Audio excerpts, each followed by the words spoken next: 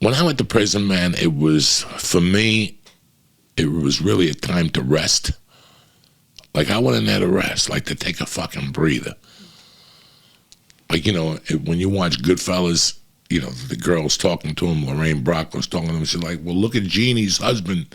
You know, he went to jail, and she's like, do you know why he went to jail? To get away from Jeannie, you know? And I truly believe that. I think as you get older in the fucking system, and you cop like if you're an old gangster and you cop like a fucking small thing, like conspiracy to commit, you know, obstruction or something like that, where they put you in jail for a year, which is basically like 8 months. I think you look forward to that shit.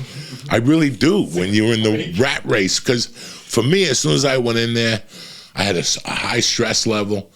And after about, once I got to my location, like after 2 weeks, I rested. I just rested. Like it was done. There was nothing you could do. What, are you going to escape? Why? You got fucking 2 years to do. Where are you gonna go? You could do that standing on your fucking head. I got the job in the fucking kitchen. And something when I was in there, like the first month, yeah, you don't know. You're giggling. You're starting to meet people. You don't know who's who. I remember the first fucking week I got to Camp George West. These 2 New Yorkers got pinned to me, like upstate New York motherfuckers. Like, I'm a New York City guy. What the fuck do you guys want? Sounded familiar. Yeah, from the time I walked in that fucking prison for the first week, I still remember these 2 creepy fucking looking dudes. One of them was short, and he was like the second in command to the other guy.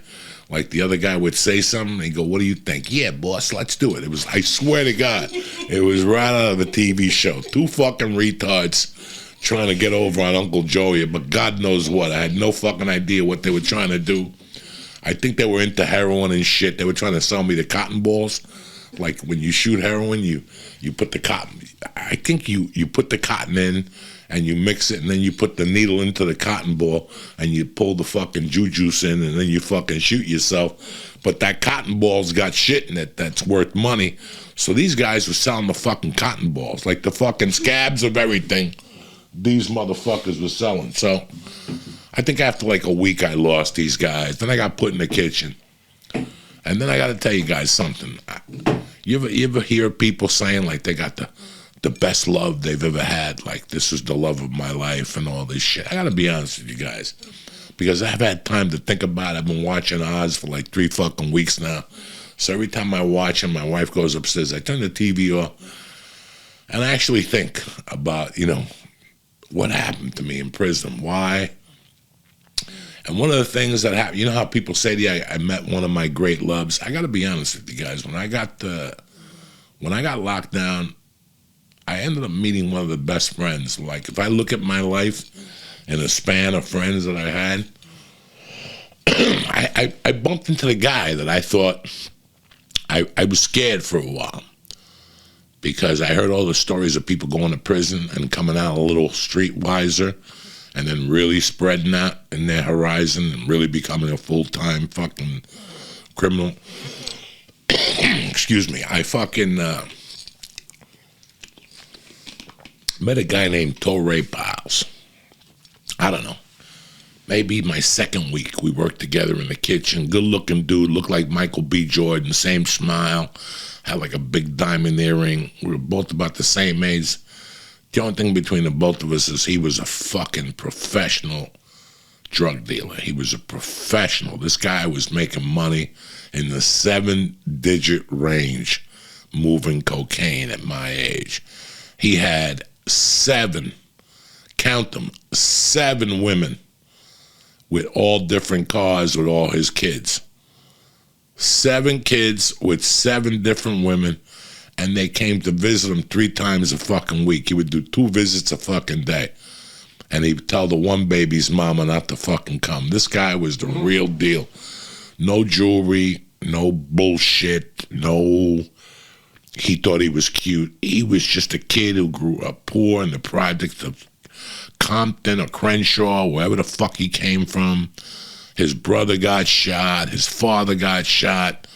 This kid was fucking harder than fuck. He wasn't a heavy.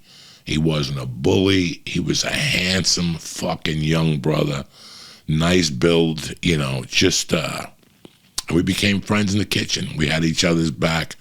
I was the stock clerk. I think he was like the fucking expediter for the food. Like, he would check with me, and that's how we became friends.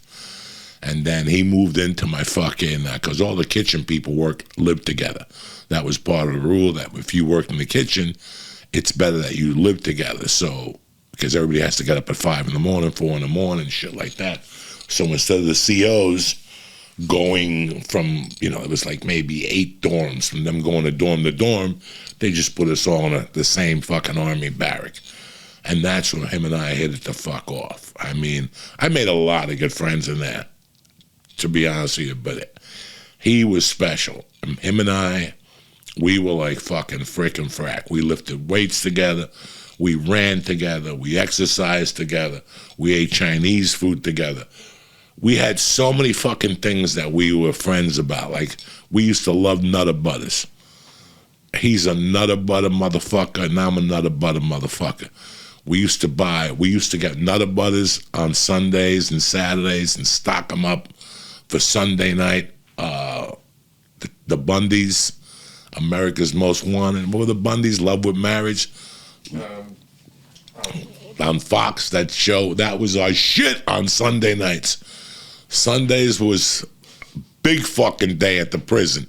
We get an early, I got my visits on Mondays and Tuesdays alone. I was going to get a piece of ass, you know me. Married with Children. So Sunday nights was like America's Most Wanted, the NFL, something else, and then Married with Children. So we'd stock up. There were these 2 Mexican cousins. They come in, and every Sunday they bring in fucking tacos and burritos. We clean them the fuck up. My wife would bring, my girlfriend at the time, I'm sorry, my girlfriend would bring fucking Chinese food in. And then his girlfriend would bring Nutter Butters and fruit and apples and protein powder. And his girlfriend would do the same. And on Sunday nights, we'd shoot over to that fucking AIDS unit, and we'd bring food for everybody. And we'd get them all fucking hopping. The AIDS guys would come out with their fucking rashes and shit and hang out with us. There was 4 out of 5 AIDS guys were in there. Like, they had 5 rooms, and 4 of them were the AIDS guys were in the rooms. It was a black dude that was fucking hysterical. I never, you know, I always think about him and I say a prayer for these motherfuckers. He was the one that when you were losing and gambling, he would look at you and go, waka, waka, waka. Ah.